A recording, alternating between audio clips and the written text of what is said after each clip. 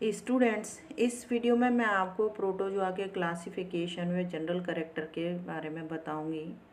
Protozoa animal kingdom का वो phylum है जिसमें यूनिसेलुलर यूकैरियोटिक ऑर्गेनिज्म आते हैं। 5 किंगडम स्कीम जो कि आर.एच. विटेकर द्वारा दी गई थी, उनके अनुसार प्रोटोजोआ को प्रोटिस्टा ग्रुप में रखा गया है। 5 किंगडम स्कीम है क्या, इसके विषय में मैं आपको ब्रीफ में बताती हूँ कि आर.एच. विटेकर ने समस्त जीवों को 5 जगतों में, जिसको कि 5 किंगडम स्कीम कहा गया या पंच जगत संकल्पना कहा गया है, उसमें पहला ग्रुप है मोनेरा, जिसमें प्रोकैरियोटिक ऑर्गेनिज्म आते हैं। दूसरा प्रोटिस्टा है, जिनमें यूकैरियोटिक यूनिसेलुलर ऑर्गेनिज्म को सम्मिलित किया गया है। तीसरा प्लांटी, जिसमें मल्टी सेलुलर ऑटोट्रॉफिक प्लांट्स आते हैं। और चौथा है फंजाई, जिसमें हेट्रोट्रॉफिक या विषमभोजी प्लांट्स को शामिल किया गया है। पांचवा एनिमेलिया है, जिसमें कि नॉन कॉर्डेटा और कॉर्डेटा ग्रुप के एनिमल्स को सम्मिलित किया गया है। प्रोटोजोआ में जैसे मैंने आपको बताया है कि प्रोटोजोआ प्रोटिस्टा ग्रुप में आता है और इसमें यूनिसेलुलर अर्थात एक कोशिकीय प्राणियों को सम्मिलित किया गया है। और प्रोटोजोआ फाइलम की स्थापना करने का जो श्रेय है वो गोल्डफस को दिया जाता है, जिन्होंने कि 1818 में इसकी स्थापना की थी। और जैसा आप देख रहे हैं कि प्रोटोजोन्स को किस तरह से डिफाइन किया गया है कि ये बहुत ही माइक्रो सूक्ष्म जीव हैं, जो कि आपको नेकेड आई से नहीं दिखाई देते हैं, बल्कि माइक्रोस्कोप से इनको अच्छे से देखा जा सकता है। ये या तो सिंगल होते हैं या कॉलोनीज में होते हैं। इनके कोई टिश्यू या ऑर्गन नहीं होता है, बल्कि सारी जो वाइटल फंक्शंस हैं वो एक ही कोशिका में संपन्न होते हैं। आपको इस वीडियो में मैं प्रोटोजोआ के जनरल कैरेक्टर्स के बारे में बताने जा रही हूँ। तो जैसा कि आप देख रहे हो कि प्रोटोजोआ की ये फाइलम में अबाउट 50,000 स्पीशीज़ शामिल की गई हैं। और ये जो है, इनकी 2 फॉर्म्स मेनली पाई जाती हैं। पहली फ्री लिविंग, जिसमें कि एक्वेटिक, फ्रेश वाटर या सी वाटर में रहने वाले ऑर्गेनिजम्स हो सकते हैं। पैरासिटिक, जो कि ये एक्टोपैरासाइट भी हो सकते हैं और एंडोपैरासाइट भी हो सकते हैं। इसके साथ ही ये सिम्बायोसिस या सहजीविता भी प्रदर्शित करते हैं। ये बहुत छोटे होते हैं, जैसे मैंने आपको बताया था कि विजुअल नहीं होते हैं नेकेड आई से, लेकिन अगर माइक्रोस्कोप के अंदर हम इनको देखें तो हमको आसानी से दिखाई देते हैं। और इनका जो स्ट्रक्चर होता है बहुत ही आर्ध और सिंपल होता है या बहुत ही सामान्य होता है। इनका जो ग्रेड आप देख रहे हैं कि जो ग्रेड ऑफ ऑर्गेनाइजेशन है वो प्रोटोप्लाज्मिक ग्रेड का होता है, अर्थात प्रोटोप्लाज्म में जो ऑर्गेनेल्स होते हैं या कोशिकांग होते हैं, वो इन प्राणियों के समस्त जो वाइटल फंक्शन है या जीवित रहने वाली संपन्न क्रियाओं को ऑर्गेनल संपन्न करते हैं, जिससे कि ये जीवित रह सके हैं। ये यूनिसेलुलर होते हैं, अर्थात एक कोशिकीय होते हैं। इनमें एक या अनेक न्यूक्लियाई अर्थात एक से अधिक केंद्रक हो सकते हैं। इनकी अलग अलग स्पीशीज होती हैं, जिनमें किसी स्पीशीज में एक केंद्रक होता है और किन्हीं स्पीशीज में 2 केंद्रक भी पाए जाते हैं। बॉडी नेकेड होती है, लेकिन कुछ कुछ ऑर्गेनिजम्स में पेलिकल के द्वारा ये कवर्ड होती है। किसी एनिमल में कोई कोई जो स्पीशीज होती हैं उनमें शेल भी पाया जाता है। ये सॉलिटरी होते हैं, जो कि या तो अकेले ही रहते हैं या कॉलोनियल भी होते हैं, जो कि एक साथ कई सारे ऑर्गेनिजम्स एक कॉलोनी बनाते हैं। इनकी जो शेप होती है वो अलग अलग होती है प्रोटोजोन्स की, अर्थात ये इनकी जो शेप है वेरिएबल हो सकती है, स्फेरिकल हो सकती है, ओवल हो सकती है, एलोंगेटेड हो सकती है, फ्लैटेंड हो सकती है।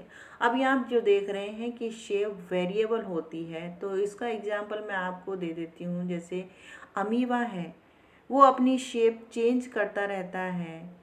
स्फेरिकल होती है, जैसे ओपेलाइना है ओवल शेप में। इसी तरह से इलोंगेटेड में आप देखते हो कि युगलिना भी होता है, पैरामीशियम भी होता है। इनकी शेप अलग अलग होती है, अलग अलग जो प्रोटोजोन्स हैं उनकी शेप भी अलग अलग होती है।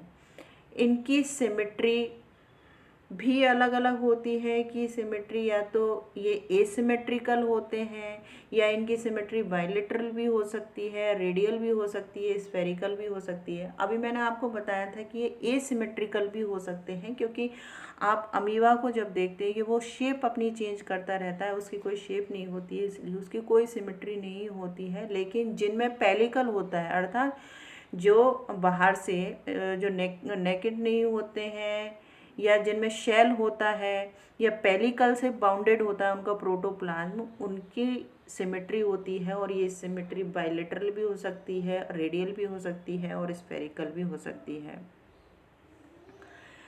Body form usually constant, varied in some while changing with environment or age in many. Next है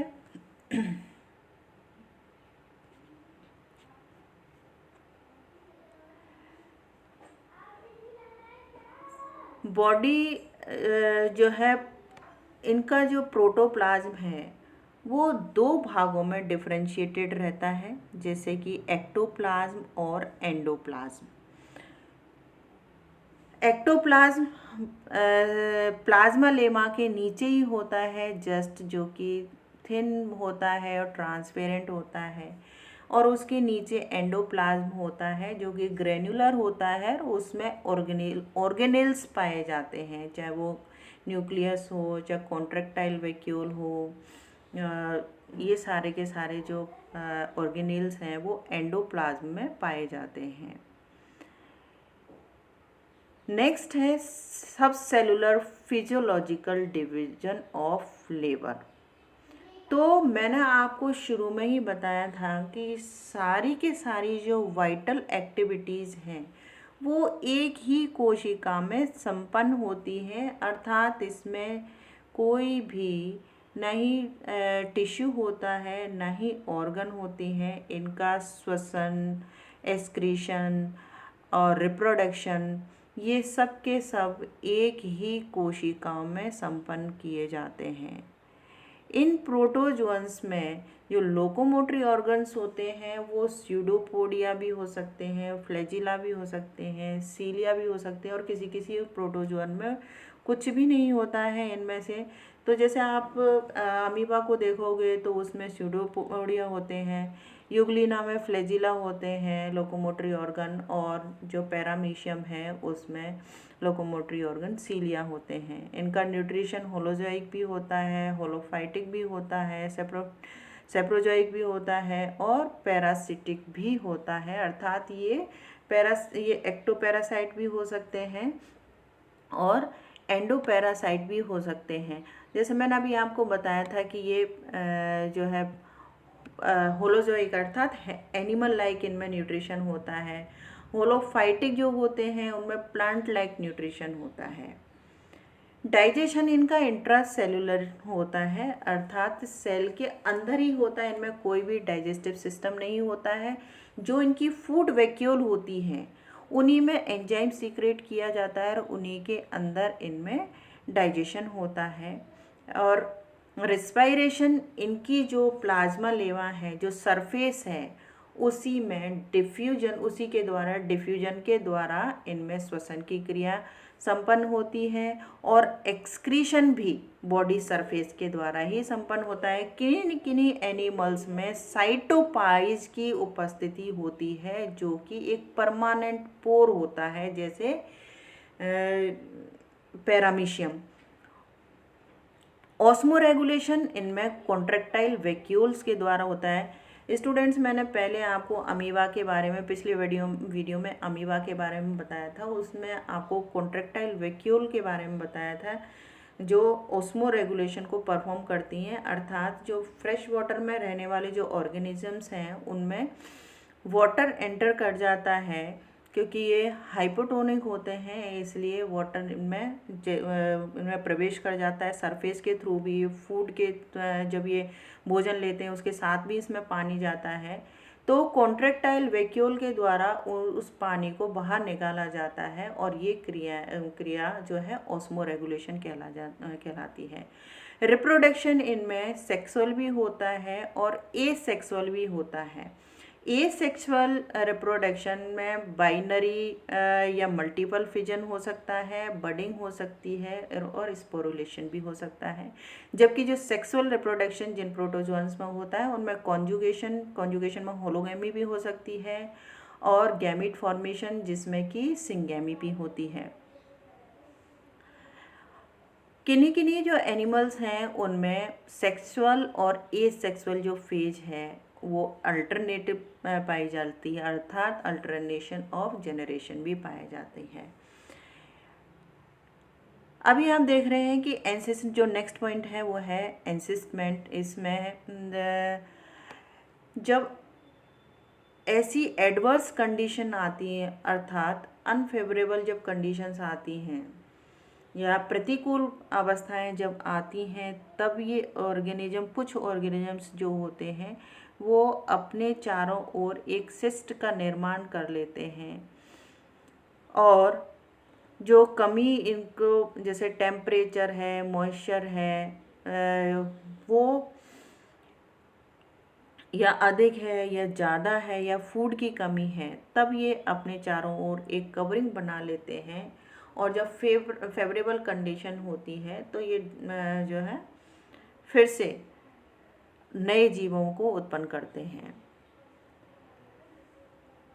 अभी मैंने जैसे आपको पहले बताया था कि ये जो है फ्री लिविंग भी होते हैं, पैरासाइटिक भी होते हैं और ये कमेंसलिज्म भी शो करते हैं। अब इन सारे जो प्रोटोजोन्स के एग्जाम्पल आप सभी जानते हैं, लेकिन फिर भी मैं आपको बता देती हूँ।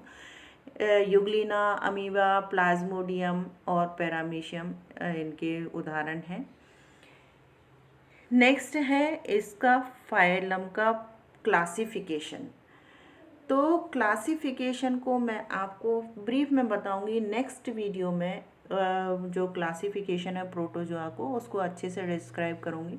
तो आप ये देख रहे हो कि जो प्रोटोजोआ है उसको 4 सब फाइलम में विभाजित किया गया है: सार्कोमेस्टिकोफोरा, स्पोरोजोआ, नीडोस्पोरा और सीलियोफोरा। और इन जो सब फाइलम हैं उनको, जैसे सार्कोमेस्टिकोफोरा है उसकी 3 सुपर क्लासेज हैं: मेस्टिकोफोरा, ओपेलेनिटा और सार्कोडिना। मेस्टिकोफोरा की 2 क्लासेज हैं: फाइटोमेस्टिकोफोरा और जूमेस्टिकोफोरा। स्पोरोजोआ की 3 क्लासेज हैं, पहले सार्कोडिना की 3 क्लासेज हैं: राइजोपोडा, पाइरोप्लाज्मिया और एक्टिनोपोडा। और स्पोरोजोआ की भी 3 क्लास हैं: टेलोस्पोरा, टेक्सोप्लाज्मिया और हेलोस्पोरिया। नीडोस्पोरा की 2 क्लासेज हैं: मिक्सोस्पोरिडिया और माइक्रोस्पोरिडिया। और सीलियोफोरा की एक ही क्लास है, सीलिएटा। तो स्टूडेंट्स, इनको मैं नेक्स्ट वीडियो में आपको डिस्क्राइब करूँगी। इस वीडियो में बस इतना ही। धन्यवाद।